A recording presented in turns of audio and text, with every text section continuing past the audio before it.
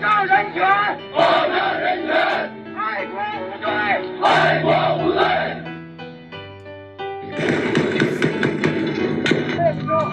救護車。回憶中找尋六四。大家好啊，我係候鳥電台嘅主持阿泰。咁大家好奇怪咧，點解今日嘅日子我哋會去做一個訪問節目啦？咁其實都唔係一個訪問嘅，只不過大家係對今日嘅日子，今日咩日子講得個可六四啊嘛，6月4號嘛，中唔中意都好，今日日子係永遠都存在嘅6月4號。記得當年嘅事件啦，咁我仲係好年青啦，咁今日我就揾嚟兩個比我更加年青嘅人，到底當時佢哋做緊啲咩？咁第一個就阿朱光偉啦，豬仔啦，大家好，我係豬仔。另一位咧就係李盈芝，阿盈芝。Hello。咁其實兩位咧喺某啲程度上咧都係六四被關注嘅人物嚟嘅。咁啊就同大家做個訪問啦。豬仔，係當年你應該係讀緊書嘅。係啊，我當年咧係12歲，咁就啱啱小學畢業。哇，都好 young 喎。係啊。咁啊，盈芝近嗰啲啊，盈芝你當時係做緊啲咩咧？我咧啱啱移咗民啦，咁咧就係喺紐西蘭讀緊大學。你嗰個過程咧反而好奇怪啲，咁啊反而我問下豬仔啦，你對六四嘅記憶交俾你去講下啦。哦，係啊，呢個而家呢個局勢咧就好似冇辦法，或者好似好難。好自然、好公開咁可以講翻嘛！我仲記得咧，即係我由出嚟做嘢開始咧，每一年啦嚇，嗰陣時仲有蘋果啊，仲有其他報紙啦，譬如明報都會做啦，信報都會做。咁樣就每一年啊，明報嘅頭條都係六四噶啦，六四燭光晚會啊嘛。咁每一年咧都會講翻唔同年代嘅人嘅六四回憶嘅。我仲記得咧，當年六四嗰年咧就係我係小六嗰年未畢業嘅。就快要畢業㗎啦，咁然後咧就嗰個其實由4月尾開始啦，隱然都有啲即係好似唔同咗嘅。但係嗰陣時小學鬼知咩唔同咩？咁最主要6年級梗係考試啦，因為佢會決定你派咩中學啊嘛。嗰陣時係升中試，唔係嗰陣時學能測驗。學能測驗，學能測驗係啊，學能測驗咧就5年級做嘅，就已經評咗學校嘅級㗎啦。然後咧6年級嗰陣時咧係評咩咧？評自己嘅級。咁所以咧嗰陣時咧就最主要係關心考試啦。其實我都唔知發生咩事。咁但係去到5月底咧，日日新聞咧都講戒嚴嘅。我唔知遠在北京嘅嘢點解我哋會有興趣知道啦。但我淨係知道嗰陣時開親電視咧就開始講。我記得第一次睇6四嘅新聞係乜嘢咧？就係解放軍入城。然後咧就一紮百姓喺度送花，北京市民咧就送花，然後就擋住軍隊。哇！其實嗰陣時咧就已經係5月底㗎啦，應該係5月31號啊、5月29咁樣嘅朋友，即係咁嗰陣時開始覺得哇，好似好大件事喎，咩事發生咧咁。然後去到6月2號、3號咧，我仲記得係5月31號、5月29嗰陣時咧，開始有嗰啲遊行啊。新聞都會報嘅，咁我仲記得有一日係8號風球嘛，咁啊我嗰陣時梗係唔可以去遊行咧，我阿爸阿媽係即係大陸移民落嚟，而且係基層市民啦嚇，咁佢就冇去參加遊行啦，咁佢就冇去，咁梗係唔會俾我去啦，我嗰陣小學，咁但係新聞會報㗎嘛，咩成街都係人啊咁樣。民主歌聲獻中華啦，係仲有民主歌聲獻中華啦，係啦，鄺美雲啊，大聲疾呼啊，肥媽喊晒啊！我仲記得咩為自由嗰個係後期咧，即係6四事件發生咗之後作嘅嗰個歌啦。但係之前咧都會有好多表演啦。總之就好似咧開始有一種即係有一種感覺咧，就係啦有一件大事發生啊！豬仔我提你啊！因為咧，我哋比較老派啲。當年我25歲咧，你而家講法咧就有啲時序上可能會有。係。因為你喺12歲嘅時候，你見到咧就係因為其實大家知道6四嘅前身啦，就係因為胡耀邦逝世，5四運動所有嘅時候，可能你睇嘅早段就係呢啲啦。咁而呢啲發生嘅事件咧，一路以嚟咧，都係喺呢啲係後嚟係祖國上面發生嘅。呢啲係後嚟我哋睇書知道喺北京發生嘅事啦。北京又發生嘅事啦。咁其實咁但係如果俾你感覺到嘅嗰陣時咧，其實咧爆出嚟，譬如我講有民主歌聲獻中華，有其他嘅事咧，就差唔多已經接近好近六四啦。最深刻咧，一定係新聞電視報冒住8號風球咁多人上街遊行。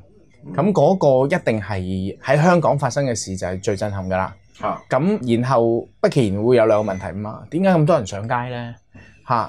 跟住第二個問題就係點解要上街去爭取一啲同喺香港無關嘅事咧？咁但係嗰陣時連我阿爸媽都會搭句嘴嘅。我阿爸媽都會搭句嘴嘅。係啊，因為中國要有民主嘛，如果冇民主就冇希望啦咁樣。咁但係其實我阿媽、我阿爸佢哋覺得民主同希望係咪真係有咁大關係咧？其實可能佢自己都唔係好搞得清楚。但係嗰陣時係有呢種好強嘅感覺嘅。或者大家嗰個叫做大家都係中國人咯。當時我要強調，因為所以梁振英都有痛心疾首咁樣，有啲喺報紙度登咗啲嘢嘅，即係6四發生之後，當時大家睇嘅就叫做中國人咯。咁但係我自己好深印象嘅咧，就唔係淨係6四當年嘅，唔係6四當年，淨係嗰件事嘅。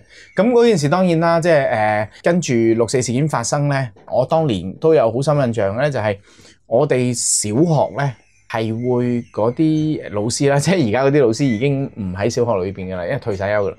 我哋小學嘅老師係會集體要求學生上去分享，就喺睇過啲乜嘢，即係你知唔知最近發生乜事？佢哋有一種好強烈嘅使命感嘅，佢好想令人知道個真相，即係佢唔想呢啲嘢咧，呢啲犧牲咧被遺忘。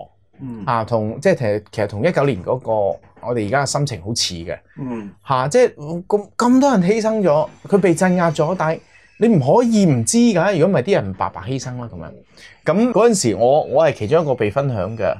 咁咧就我記得選咗4個學生分享，咁我係其中一個被分享，就唔係因為我成績特別好啦，即係其中有一啲當然係班長啊嗰啲會分享啦。咁我分享咧就我嗰陣時係比較曳嘅學生嚟嘅，咁但係我分享咧就係因為我自己舉手嘅，咁當然有少少蝦碌啦，即係舉手係即係我覺得我都想講有感動啦。第二咧就係覺得嗰個氣氛好抑壓。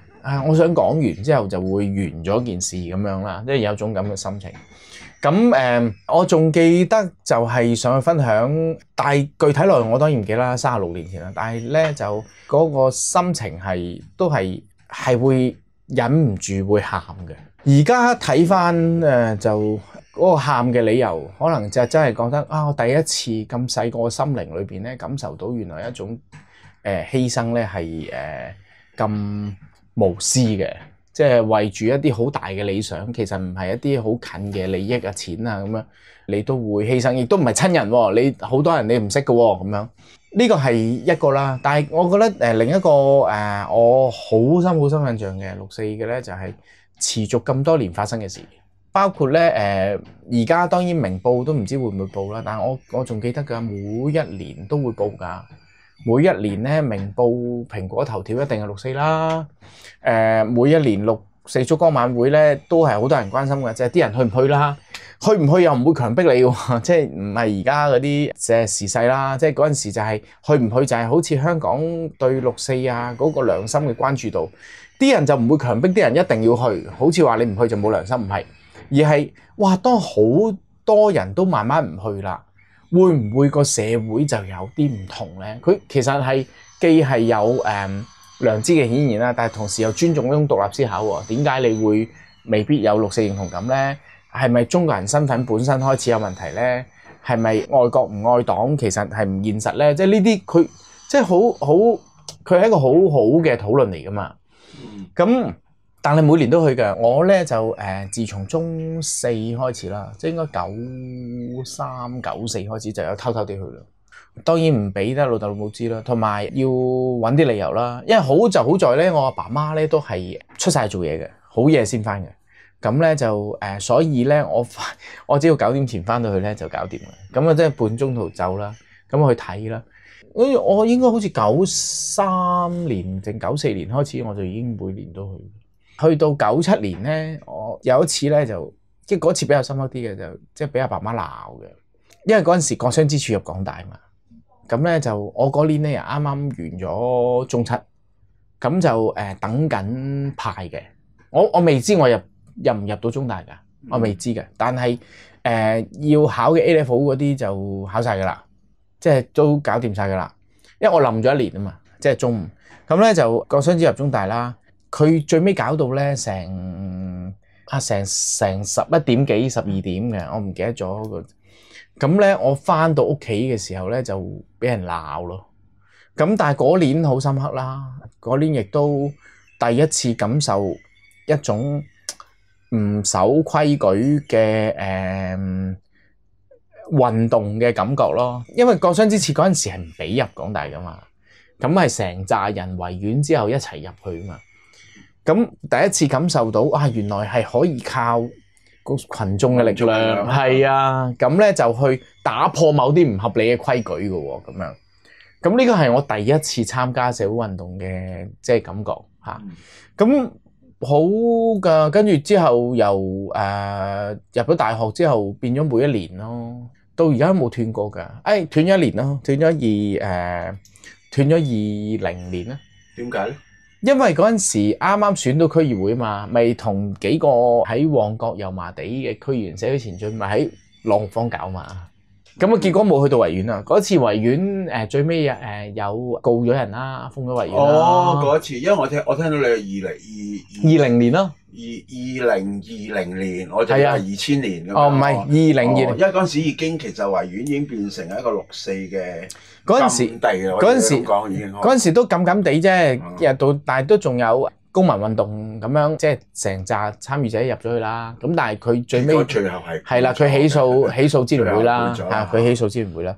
但係嗰陣時我哋有諗係究竟係入去維園，淨係喺朗豪坊搞。咁最尾嗰陣時選到區議員嘛，咁又社區前進幾個選到區議員，咁就喺地區裏邊搞啦，就喺朗豪坊搞啦。我嗰陣時我哋朗豪坊搞都塞爆咗亞皆老街，係啦，遍地開花。係啊，咁呢啲都係好記得㗎咯。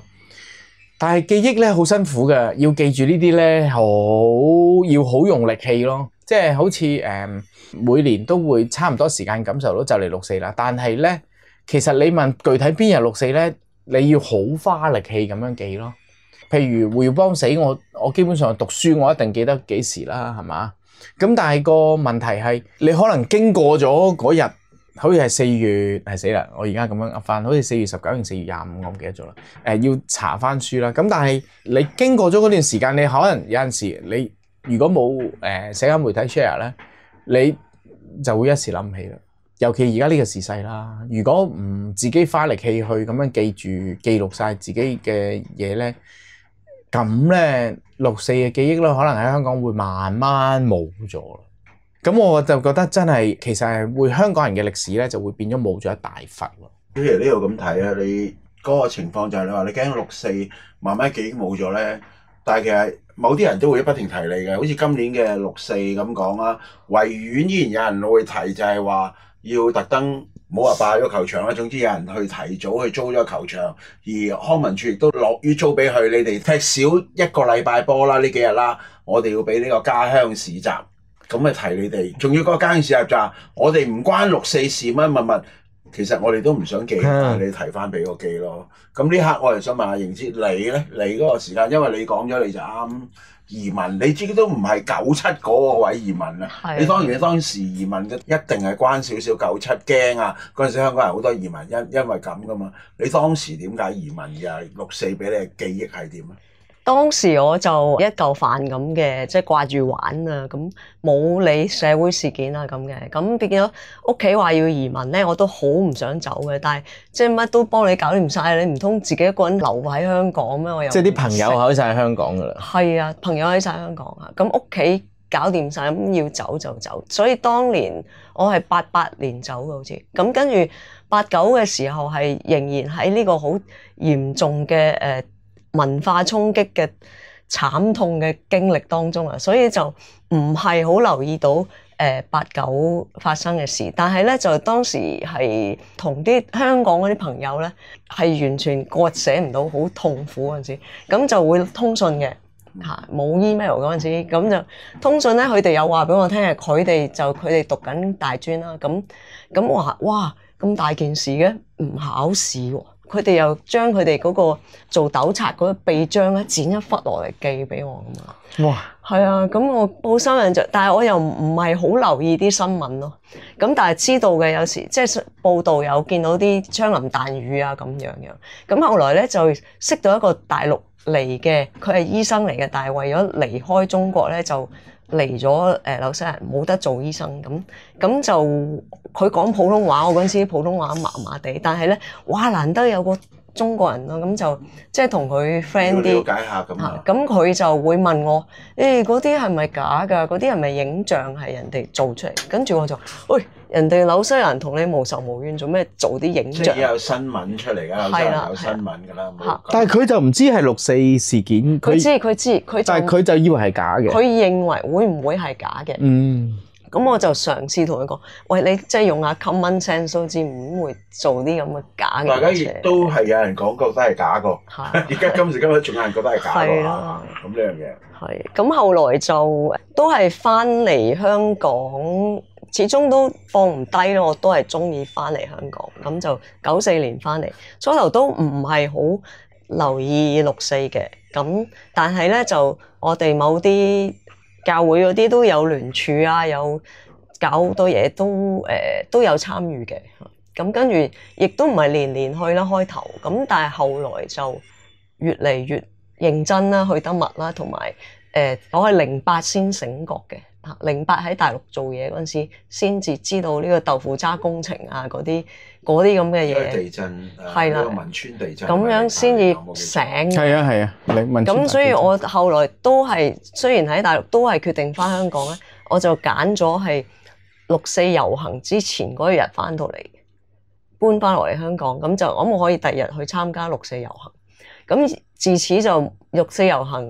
6·4燭光一定去啦，咁跟住後來仲即係覺得唔夠啊燭光，跟住再要完咗之後咧，會繼續行去中環，一定係搞到過晒半夜啊咁樣。即係嗰陣時社民連嗰陣時就會組織遊行。係啊，咁就開始年年都係咁咯嚇。咁嗰啲係啦聯署啊，搞好多嘢啊，登報紙啊，跟住。幫人哋你俾個名我幫你入啦，幫你聯署，即係如果你怕麻煩嘅話，咁會不斷咁做啦嚇。而我即係聽到兩位咁講啦，咁其實我俾你哋就叫嗰個時間，我已經出嚟做嘢啦。我喺快報一路跟住呢件事件嘅，由你話最初由5·4運動啊，由胡耀邦事件一路發酵落嘅時候，我當時嘅心情啊，因為我有少少唔同你哋唔同。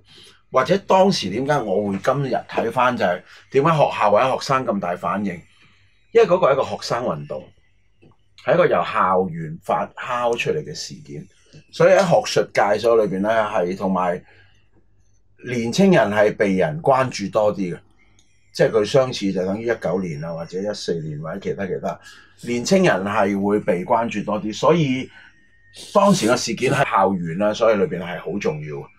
而喺我快報，我做新聞個角色嘅，我記得8號風球有大家都綁住個臂章、臂帶裏邊啊，一種悼念又好、憤怒啊嘅又好咁講啦，即係我哋候鳥上次訪問嗰種叫義怒啊，即係公義上面嘅怒火，所以叫義怒啦。我哋俾個名咁去做，一路發咗咁多年，我係冇得離開6·4呢個記憶裏邊。係當你做新聞，每一年你都會去做。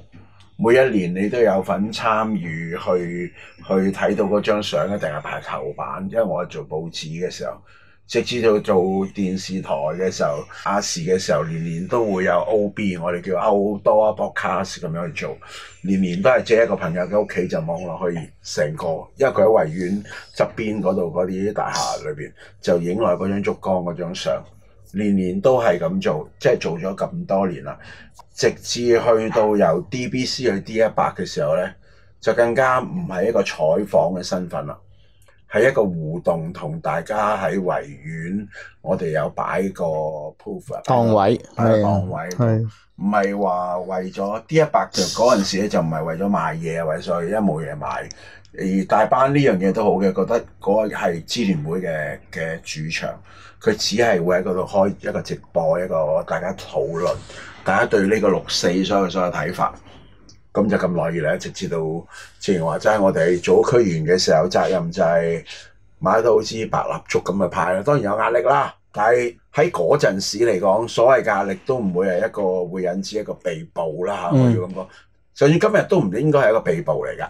我都覺得唔應該係一個被捕或者一個壓力。記得6·4唔應該係一個壓力嚟嘅，因為點解咧？年6·4之前或者所有位留意我 Facebook 嘅，我都會去睇香港新聞博覽館喺必利 Jazz 街嘅，我要強調大家可以去睇下。尤其是6·4嘅時候嗰日，我希望佢有開館啦，應該平時應該有開館嘅。佢裏邊係有6·4當時坦克車入城報導嘅報紙。當然早1年我去睇嘅時候仲係文匯報，而家係換咗另一張報紙，因為可能係一個尷尬位定係咩咧？因為你知係新聞博覽館咧，好似係 NGO 社企咁攞政府分定嘅。你知啊，負責搞嘅仲係 May 姐嚟添，即係商台嗰個大家心知㗎啦。因為而家好多政府嘅論壇喺嗰度，我唔知佢覺得係篤眼篤鼻或者點啦，就換咗。即係包括我入去新聞博物館睇住一路嘅變化嘅，又有蘋果最後嘅嗰張報紙道別報紙到而家係冇。可能遲啲都冇啦，轉咗係冇㗎啦。咁但係轉咗啦，已經冇咗啦，係啦，冇咗啦。咁而家仲係有6·4嘅消息，同埋6·4嘅，我即係點解我要借呢個機會大家都去睇啊？想了解6·4咧，就可以去新聞博覽館啦。佢仲有一個係片段嘅。咁你 search 去睇到嘅。你講新聞博覽館佢關於6·4資料，我就令我諗起咧6·4紀念館，最齊就係6·4紀念館。係當然啦，呢個啦。咁但係新聞博覽館依然都睇到當時一啲唔係假嘅情況嚟㗎嘛。因為佢咧，佢6·4紀念館咧，佢其實開咗好短㗎嘛，開咗幾年㗎嘛，跟住俾人每年都搞，就係為咗要消滅佢。其實咧就佢係好注重嗰啲細節嘅真相，然後還原當時嘅事實。因為香港人咧去支持6·4咧，好多時係基於嗰種譬如鄉土情懷啦嚇。就算你唔係大陸落嚟，可能你阿爸媽都可能係大陸落嚟，或者你阿爸媽嘅爸爸媽都係大陸落嚟啦。咁因為大部分都係移民家庭嘛。咁第二咧就係事實上香港要回歸啦。咁所以大陸如果有民主咧，香港人就會有信心可以保障佢私有財產啊，或者佢嘅自由生活啦。咁呢啲都係一種認同，所以我哋關心啦。但係其實當時廣場發生咩事咧？其實如果唔係得返當時嘅人做見證咧，其實我係唔知嘅。我每次去我都好受感動㗎，即係譬如講天安門母親啦，張先玲個仔咁樣，佢嗰陣時係一個高中生，佢當時就係因為受到呢個運動嘅感召，佢去到天安門，然後其實佢返咗屋企㗎啦。天安門母親咧，其實而家雖然企出嚟啦，好厲害啦嚇，隻骨挺得好直，好堅挺，但係其實佢當時只不過係阿媽嚟啫嘛，就係佢冇阿媽好簡單啫嘛。你唔好去啦仔，返咗嚟就唔好去啦，係嘛？出邊好危險啊！呢個好正常，但係佢個仔唔聽嘛，踩架單車出去。咁張先玲即係呢啲天安門母親而家都仲可以喺度嘅，就係因為佢本來就係國企噶嘛，本來就係要不就係大學教書啊，喺邊度教書啊，有地位噶嘛。咁你唔好搞啦，話危險啦，你心裏邊支持就好啦，即係呢啲阿媽通常講噶嘛。結果佢個仔一去就翻唔到嚟啦，然後發現可能背部中槍咁樣。咁佢當時中槍嘅嘢係要咁有文化水平嘅阿媽咧，先揾得翻當時嘅仔嘅遺物嘅喎，喺醫院裏邊揾翻啊，去咗好多醫院先揾到啊。然後佢揾翻嘅時候，發現佢係背部中槍啊，佢嗰陣時當時嘅單車啊，當時嘅物件，哇！我覺得呢啲咧，其實我驚嘅就係呢啲，即係我覺得唔能夠遺忘嘅係呢啲。因為佢係一個好具體嘅歷史部分嚟㗎嘛，包括仲有李旺陽啦，即係林建成。阿成哥啦，佢就成日都好處於嗰種糾結同內疚裏邊，就係當年應唔應該訪問李旺陽咧？咁啊10萬個應該啦，縱使雖然李旺陽最後都死咗，即係而家唔怕講啦，即係我哋同埋有啲朋友每年都會去探。我哋基本上都關心李旺陽嘅，有啲香港人其實同李旺陽屋企係好熟嘅。100萬個認真咁講就係李旺陽係，縱使佢而家係佢死咗啦，懷疑係被自殺啦，被暗殺啦，冇辦法求證啦，係啦，冇辦法求證啦嚇，即係當時嘅發生嘅事冇一個好確切嘅證據證明啦，有好多疑點啦。咁但係個問題就係，再俾李旺陽揀多10萬次，我相信佢都係會揀接受訪問，因為就係嗰批人啊嘛，佢哋好單純咁希望中國會變好啊嘛。咁雖然而家咧啲人越嚟越對中國會變好嘅呢個希望好弱啦，係嘛？即係淨係睇到佢越嚟越變壞啦。咁但係呢批人係一片丹心嘅喎。咁啊，你話佢唔愛國咩？佢最愛國噶啦。不過佢落得咩下場咧？咁呢個係一個好悲痛。咁啊，仲有六四紀念館，我仲好記得㗎。裏邊有好多當時北京市民，同埋有啲黑龍江落去嘅學生，即係有好多死嘅都係外籍學生嚟嘛，或者外省學生。係啊，即係我就會覺得呢啲嘅細節，我成日都會諗咧，民主咧一定會嚟嘅。我唔係想學司徒華嗰啲腔啊，但係咧個問題就民主一定會嚟嘅，肯定嘅。因為佢基本上就係人嘅必須嘅需要。嗱，民主最尾會唔會帶嚟一個好結果？咁我唔知啦。因為有陣時選舉或者係有憲政支持啊、分權啊、三權分立，最尾可能都搞到一團糟噶嘛。你冇包生仔嘅呢個世界。咁但係咧，民主一定會嚟，個原因就係因為人咧都係想要保障自己權利，令到我有錢交稅，我有份喺個社會裏邊貢獻，我就應該有得講嘢㗎，係咪？係咪？我應該有得投票，咁所以我覺得佢一定會嚟。但係個問題咧就係有機會佢嚟完之後咧，當年犧牲嘅人咧都只係變成一個概念，即係佢變成一個符號。如果係咁咧，我個心就會好難受㗎啦。因為事實上咧，即係當年犧牲嘅人，當年犧牲嘅事，佢嘅事蹟唔係應該只係變成民主嘅燃料㗎嘛，佢應該變成一個歷史刻落去，將來想了解嘅人就會知道，又唔使話咩好英雄啊，好咩唔使嘅。但係佢做過，佢犧牲過，佢應該要好確切留低。尤其是而家科技咁盛行啦。但係另一個咧就係我好擔心嘅係咩咧？我唔知可以做多啲咩啦，但我好想做多啲嘢。就係我睇到咧 DeepSeek， 我哋有個朋友試過嘛 DeepSeek， 就問AI 啦，即係大陸嘅 DeepSeek嘛，好威咁樣，就問6.4事件即係咩啊咁樣，冇㗎喎，即係你揾唔到答案㗎喎。咁個科技越嚟越好嘅時候，當年青人越嚟越依賴 AI 嘅時候，喂，其實你只要控制嗰個，你就可以改寫歷史㗎喎。即係當然啦，咁樣會導致到 AI 嘅權威崩潰啦。但係佢只要個別歷史事件咁樣模糊咗，咁冇㗎咯。但係其實 AI 嘅真正用途應該係咩咧？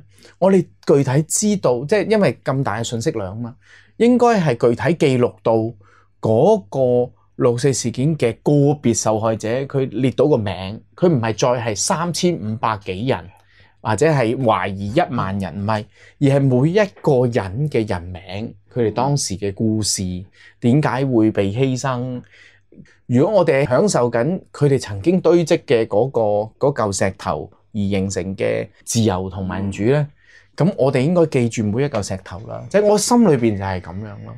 所以6.4紀念館咧，其實係好好嘅，好重要嘅，亦都係因為咁，所以佢就會被政權首先嘅抹去咯。即係好似蘋果日報咁咯，好似香港曾經有嘅新聞自由咁樣咯。咁6.4如果每一年起碼多1日啦，或者2日啦，就係要記住佢啦。你話當然啦，對家都會幫手嘅，佢會幫手嘅。好努力幫手，佢哋好努力幫手，驚我哋唔記得。佢會幫手。或者喺個某啲角度裏邊嘅人，亦都會嗰日特別要醒神，希望大家記得嘅。但係有一樣嘢，我又覺得要俾豬仔放心又好，或者點都好。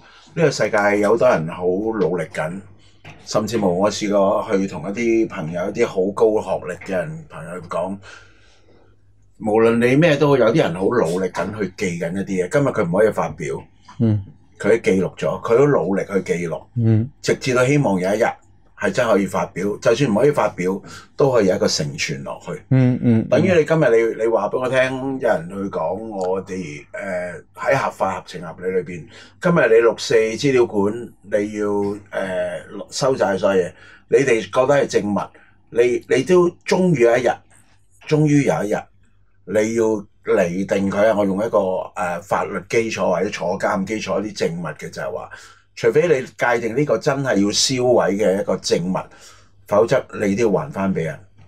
同埋我唔想我可以提一個名，就係話，其實喺支聯會裏邊，我哋感覺啦，我哋唔係無謂開名令到尷尬，係已經做咗個成全，係一班比我更加後生嘅人係堅持緊落去。我講緊係支聯會，你睇到間案裏邊都仲有人，我唔想去提個名，就係因為好怪㗎。有啲咧人咧就係會喺當事人唔覺得乜嘢事，而係有啲周邊人就話：喂，你提佢個名，可能佢要鎖多2日水飯房，可能佢乜乜乜。我其實咁樣賴出嚟，其實唔係我冇聽，但係我哋周邊係會有呢啲人。即係你講阿童啫。你講阿童，即係阿童唔會介意或者所有嘢，亦都我唔係話要咩，而係我唔想。阿童都係後生幾年嘅啫，後生幾年嘅啫，就後生過我。後生我哋好多。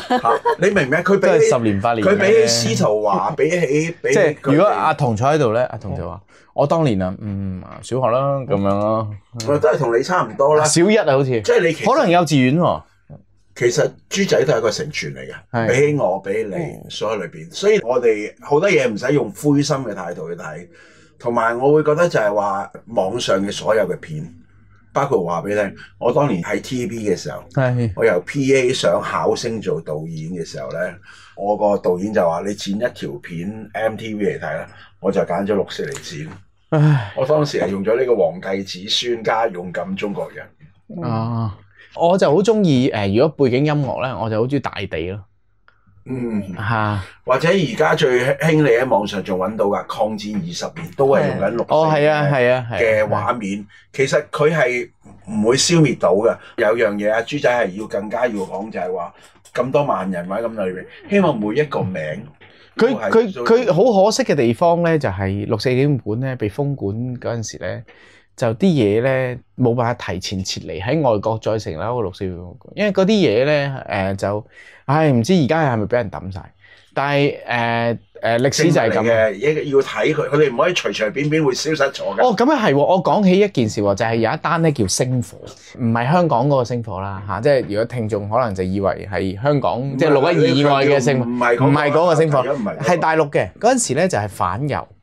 咁咧反右咧就大饑荒，有啲叫做即係嗰陣時當時中國共產黨統治晒成個大陸噶啦，然後咧就毛澤東威望好高，就要求大躍進啦。但係其實喺成個國家都冇人質疑嘅情況之下咧，有啲地方咧其實係會質疑，會有啲獨立海民。嗰笪地方係咩咧？就係喺中國嘅陝西省嘅天水縣。天水縣咧嗰陣時佢就有班人咧。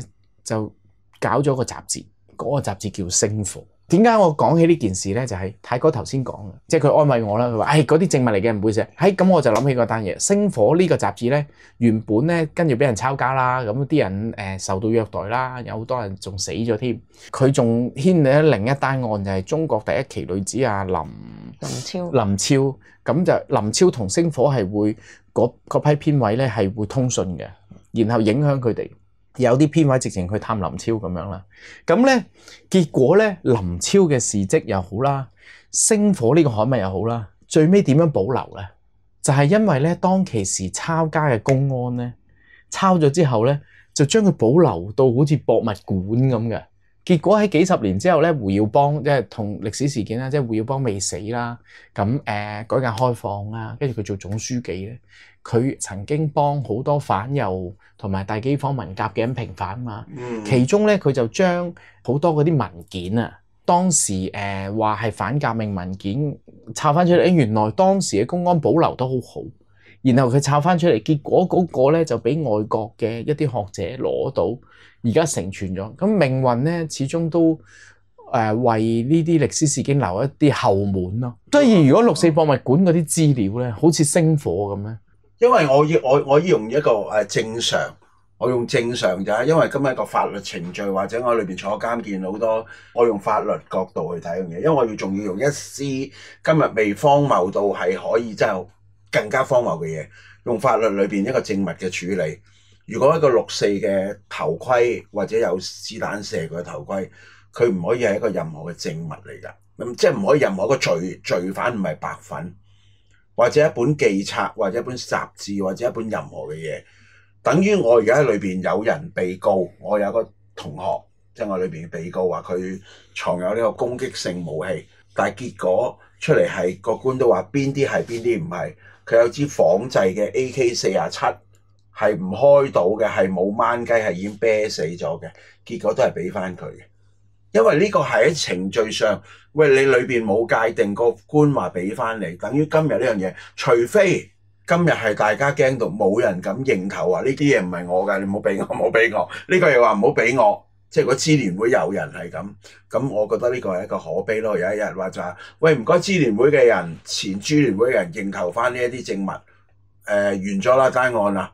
冇人敢去認，冇人敢去攞嘅時候，就可能出現。但係我覺得，我已覺得香港人嘅素質唔係咁。我哋質素應該講。我哋要密切關注支聯會案嘅其中一個原因，我覺得好希望就除咗嗰啲人嘅受唔受到公平嘅審訊之外，就係啲嘢可以去咗邊啦。要成全咯，係啦，要成全。今日所以幫支聯會打呢個官司嘅律師。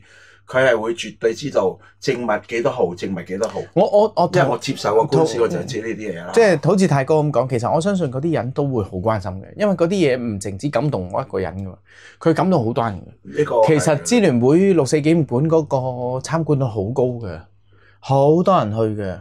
咁但係即係呢啲即係好似即係民主會戰勝歸來嗰啲歌詞咁樣啦，即係佢呢啲一時嘅挫折咧就。即係雖然呢個一時唔知幾耐啦，可能3年，可能5年咁樣啦，可能7年咁樣。咁但係呢啲一時嘅挫折就即係其實係唔可以即係掩蓋到呢個滔天嘅巨浪嘅。不過個狀況就係個心就會好關心咯，同埋好擔心，因為而家咧再冇辦法好似以前咁噶啦。以前媒體啦，即係總之6·4之前嘅1個禮拜就會開始做啲人物專訪啊，會 call 翻啲記憶啊。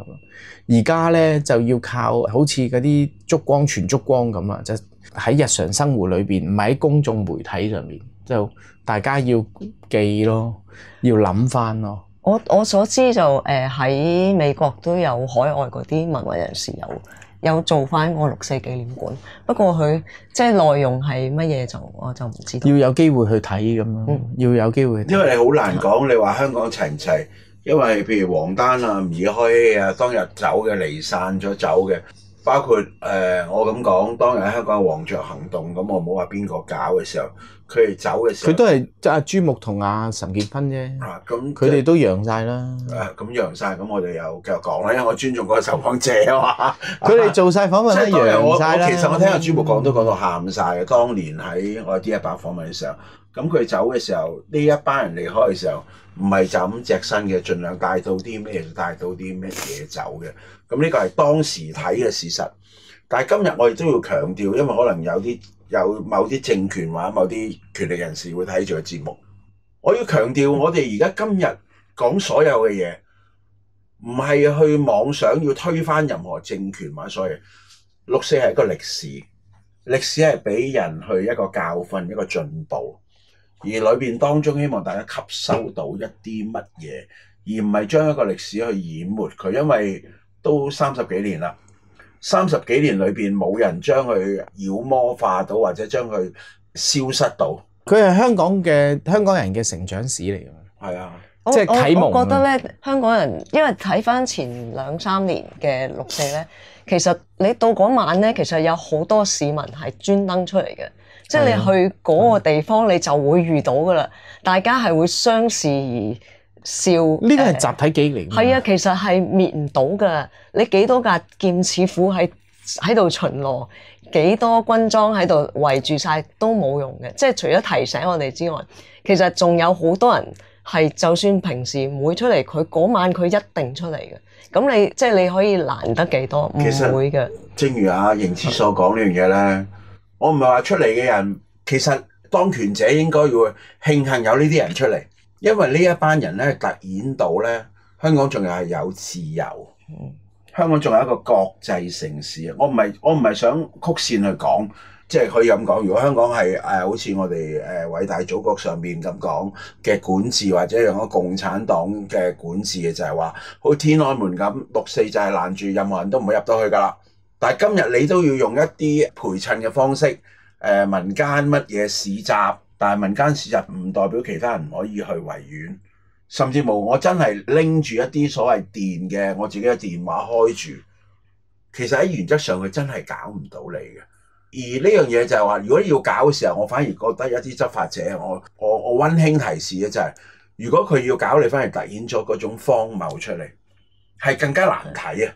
而今日香港你要賴以話希望仲可以拼經濟啊，或者突顯香港一個國際城市啊，仲可以言論自由啊，表達所有人意見，你應該希望係有人喺呢日子出嚟相望而笑，甚至無警察，你係咪要咁多擺喺度？其實係好突顯到我哋係咪已經由亂及治，由治及興？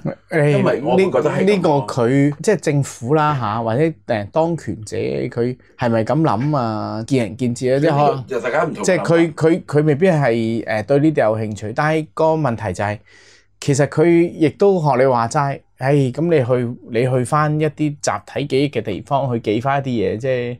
咁香港人好現實嘅，你話佢真係想推翻你咩？其實咧，香港人個核心咧就係你唔好搞我，你唔好打仗添嘛，你唔好搞我，你唔好咁攞啲股市跌啊！但係咧個狀況咧就係、香港人亦都喺呢啲現實裏邊咧，最着重嗰樣嘢就係、嗰件嘢真係發生過喺我生命裏邊，你唔可以呃自己，你話冇發生過。如果冇發生過咧，咁你成個人生價值就崩潰咗啦。因為咩都可以假嘅喎，發生過嘅嘢都可以當冇發生過咁，即係接受唔到係呢啲啫。但係咧，我自己覺得基本上去到最後咧，呢件事最尾都會攞翻個公道，即係好似光州事件咁樣。但係個問題咧係，即係第一就係要唔好放棄啦，即係好似韓國人咁啦，你唔好放棄啦。你起碼唔好自己投降先啦。第二咧就係宏觀上嚟講咧，就阿泰哥頭先講，佢對中國都好㗎。因為有民主啊嘛，不過個問題咧就中國有民主啦，而家壟斷嗰個權力嗰班咧就可能覺得對佢唔好啫嘛，即係可能持份者咯，係啦，即係佢可能嗱，老實講，如果韭菜醒覺，對割韭菜嗰個應該唔好啦，係嘛？我覺得6·4回翻去唔好講大陸啦，講翻香港啦，我真係覺得香港實際啲，佢係香港人成長嘅好重要嘅燃料嚟。我覺得香港人素質咧有幾個咧係好好嘅，即係又講素質添死啦，即係香港人質素咧就好好嘅有幾個，咁而呢幾個咧同6·4都係息息相關。第一咧就係香港人係好願意接受唔同意見嘅，佢嘅接受咧唔到話無底線接受，但係咧佢會願意聽你講先嚇。喂，原來咧呢啲咧就唔係老馮嘅喎，好多地方係唔得嘅喎。喂，你唔同我唔同啊！我真係唔想聽你講嘢啊！咁啊，但係6·4燭光集會咧，你話支聯會霸道好，你話司徒華咧就係獨裁好，其實佢咁多年佢係聽人意見嘅喎，即係佢真係聽嘅喎。啊，呢點唔係老馮嘅，對好多地方嚟講。第二咧就係佢係即係成個6·4燭光集會到紀念6·4嘅行動咧，係大家一齊去做，然後唔同地方做唔同嘢嘅喎，即係支聯會搭咗個大台啦，就係燭光晚會啦。但係其實我哋都有做，譬如我舉個例，你頭先講2000年咧，我咧就1999年咧就啱啱喺中大咧，自己喺中大裏邊搞嘅。其實嗰陣時學生會都會搞燭光集會㗎嘛，會㗎。我嗰年咧就係中大搞完之後，嗱聲同成班同學咧就衝過去維園嘅。即係都會尊重嗰個，唔會好似或者毓民或者咩其他人特登發咯，行禮如儀啊，年年都係咁啊！我哋去尖沙咀搞咁樣，有一年係嗰陣時係為咗搶選票啫，即係咪？即係喂大佬選票啫，選票即係錢啫。咁我哋做學生啊冇咩選票搶啊。咁嗰陣時就想件事好啫嘛。但係其實好少地方可以咁樣搞嘅喎。遍地開花。除咗咩啊？除咗伊斯蘭教咯、基督教咯，即係你有宗教性咧，就好似分派落去度度搞嘛。但係其實你講一個社會運動可以 last 咁耐，仲咁多地方自發，好難㗎。仲有喎，就係佢係可以容許成個過程變嘅，好似你講尖沙咀啊，咩鬱文嗰段時間鬧支聯會啊嗰啲，而家睇翻啊，佢都有少少做戲嘅成分啦，即係政治動員啦，有佢自己嘅政治考慮啦。但係咧，縱使鬧嚟鬧去都好啦，香港人咧就唔會聽信一邊，佢就會聽晒兩邊嘢之後咧去揀。喂，其實呢啲素質咧喺政治上咧係高嘅喎。你睇台灣啦，台灣有民主啊。嗱，老實講啊，台灣嘅政治辯論同聽人講嘢嗰個狀況咧，係咯，即係就冇。老實講就，我覺得冇香港咁好啦。咁呢啲位咧就都係透過每年六四事件做嘅好重要嘅公民教育咯。呢啲咧結果共產黨唔要啦，即係加嘅特區政府唔要啦，完善咗嘅選舉都唔要啦。咁但係呢啲咧，佢會培養出好嘅人咯。係啊，咁但係佢唔要好嘅人嘛，佢就係要韭菜。冇辦法啦，咁樣，但係都係啦。咁尾聲啦，大家仲有冇咩特別嘅補充先？即係你覺得或者因為節目出街嘅時候咧，正就應該係黃昏㗎啦。咁我都係嗰句咯。咁啱有人喺銅鑼灣，或者咁啱任何撞到，大家點頭，大家報以微笑嘅就係一句咯，即係咁。我覺得有幾樣嘢，即係希望大家可以即係聽嘅都可以幫手做啦。無論係六四聽或者六四之後聽嘅人。我第一咧就係如果你身在銅鑼灣，你要保重啦嚇，即係最緊要即係睇住啦嚇，即係睇住自己，睇住身邊嘅人啦。咁但係咧，我好希望啦，即係第一我哋要記住啊，即係因為你頭先要講阿童啊嘛，我覺得第一我哋要記住阿童嘅。咁佢後生過我哋啦，佢都願意咁樣做。要記住佢咩咧？就唔淨止係記住佢支聯會案同支聯會嘅身份啦。要記住咧，六四當日佢係會用絕食嘅，或者叫斷食啦，係嘛？即係用斷食嘅方式咧去紀念六四嘅。咁如果你能力所及，你又可以同佢一齊嘅。因為而家佢出唔到 post 啊，即係嚇佢亦都唔會做任何呼籲啦。但係我就覺得如果你得嘅都可以試下啦。咁佢係一種紀念嘅方式。第二，你可以用自己嘅方式紀念啦。每個人都可以用自己嘅方式。咁第二就係譬如點起一支蠟燭啦，就算你喺屋企。因為我記得咧，每年咧即係明報嘅記者都會去問，唔知明報定信報啦，就會去問特首嘅，或者問其他人就話悼念犯唔犯法啊？悼念係唔犯法嘅，講過10萬次㗎啦。悼念係唔犯法嘅，你喺屋企悼念更加唔犯法嘅。但係當然啦，我想要講咧，悼念咧唔好淨係喺屋企，因為悼念本身咧最重要咧唔係你偷偷地掛住某個人，佢係需要係一個話到俾人聽公眾嘅地方。但係嗰個公眾地方你要保護自己咧，你唔使開晒喇叭咁樣啦，但係你要同朋友啦，互相記得啦，你先令到嗰個悼念係有意義嘅。我呢度要強調啦，我哋唔係煽惑或者任何嘢，唔好入。即係冇咁樣入位，係我哋係喺合情合理合法之下去做一個悼念，係啦，冇錯。最緊要亦都呼籲大家唔好申請被捕。我哋所講嘅就係話一啲無謂嘅，即係你唔好去搞，即係譬如佢有啲非法集結嘅例，即係3個人聚埋，你唔好聚埋啦，係咪？咁譬如其實3個人聚埋係可以㗎。我哋3個人聚埋唔係問題。如果你話一啲叫非法集會、共同目的嘅行動，嗰樣嘢嘅時候，咁你就唔好啦。如果朋友約宵夜食行街都係就大鑊㗎啦。係呢樣嘢我哋咁所以咧就譬如第一啦，即係請你用你自己覺得安全同埋合法嘅方式悼念啦。第二咧就係悼念唔需要淨係自己一個人啦，悼念係可以約埋朋友啦。咁但係點嘅方式咧就你。要喺呢個時勢浸著，喺悼念過程之中可能會有啲黯然神傷或者互相安慰，所以最好唔好一個人。係好多時，不論你開心唔開心，都係應該 share 噶嘛。係冇錯，呢個係我點解我哋講唔好一個人嘅情況。同埋請盡量啦，即係趁呢段時間，即係我叫你365日去記住呢件事都好難啦。就19年啊，我哋都冇辦法啦。過幾年會越嚟越淡，呢個係人性，冇辦法。咁但係咧個狀況，希望大家咧記住每一個細緻位，一個具體嘅位，將佢唔係淨係一個概念而係咧記住裏邊嘅故事啦。咁試下會用唔同途徑嘅。如果你有機會去外國旅行嘅時候，你喺外國去睇翻佢，盡量增強自己嘅回憶咁樣。咁我覺得呢啲最簡單嘅事咧，咁都希望可以作為傳承幫手嘅一部分。其實我好奇咧，就係而家我哋 search 維基解密咁樣打6·4事件，佢係咪真係好詳盡咁所有嘢出嚟？呢個大家可以試下。好啊，試下。或者我亦都咁講嘅就係話，趁香港新聞博覽館仲有嘅嗰張報紙喺度嘅，一齊去拍住影下相咯。等唔係話要佢哋尷尬嘅，咁但係正6·4發生嘅嘢事，佢唔係冇晒啊！新聞博覽館佢換咗一張好似係台灣嘅報紙，啊時報淨係乜嘢嘅？香港時報淨係點？本來係文匯報嘅，佢換咗時報。咁佢睇到都係坦克車衝入城鎮壓嘅新聞，因為呢個真係新聞嚟㗎嘛，係唔可以抹殺嘅其實。而佢裏邊亦更加有2段咧，係大家一定要睇嘅，關於6·4嘅。當時無線同亞視嘅訪問翻當時負責嘅人，譬如訪問黃應士，佢解釋當時嘅新聞咧係點樣運落嚟啊，拆開佢啊，擺啲臭波密度啊，點。即係阿梁美芬好似都上去訪問過。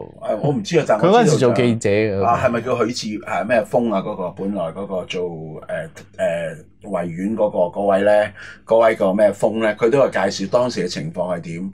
當時甚事無知道我哋係香港記者咧，海關係查少啲等你走。點解？希望等啲嘢流傳出去。佢希望流傳出去。呢個係喺新聞博覽館仲有1.2，我就喺裏邊可以知道嘅一個6·4嘅歷史咯。咁樣。咁今日個呢一集都差唔多啦。咁希望大家都係用自己合情合法嘅方式去悼念呢一段歷史咯。今日就係咁，多謝兩位啊。好。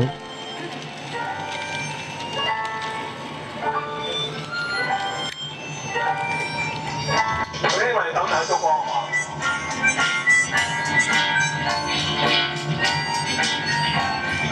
我哋俾台上嘅方正先生望下台下嘅燭光。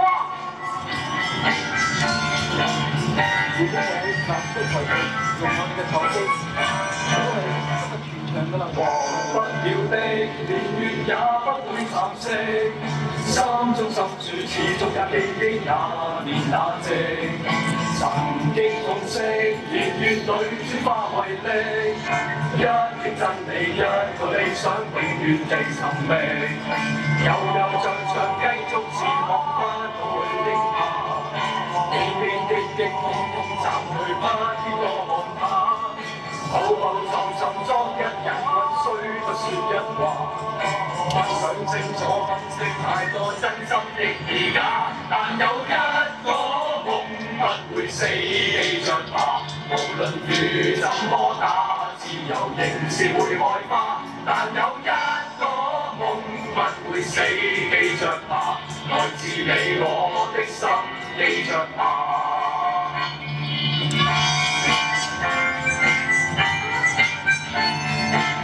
民主潮流不可擋。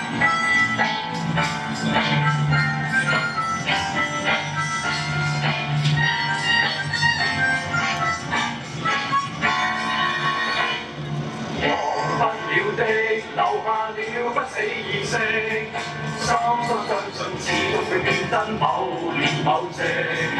如此訊息，仍賴你跟我全力，加一把勁將這理想繼續再尋覓。悠悠長長繼續前行，不會驚怕，悲悲激激痛痛暫去，不見過寒冷。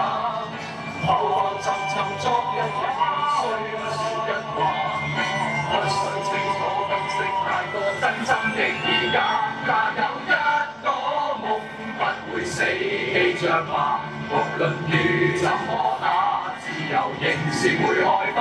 但有一個夢不會死，記着吧，來自你我的心，記着吧。但有一個夢不會死，記着吧，無論雨怎麼打，自由仍是會開花。但有一個夢不會死，記着吧，來自你我的心，記着吧。但有一個夢不不會死，記着吧。無論雨怎麼打，自由仍是會開花。但有一個夢不會死，記着吧。來自你我的心，記着吧。但有一個夢不會死，記着吧。無論雨怎麼打，自由仍是會開花。但有一個夢不會死，記着吧。來自你我的心，記着吧。但有一個夢不會死，記着吧。無論雨怎麼打，自由仍是會開花。但有一個夢不會死，記着吧。來自你我的心，記着吧。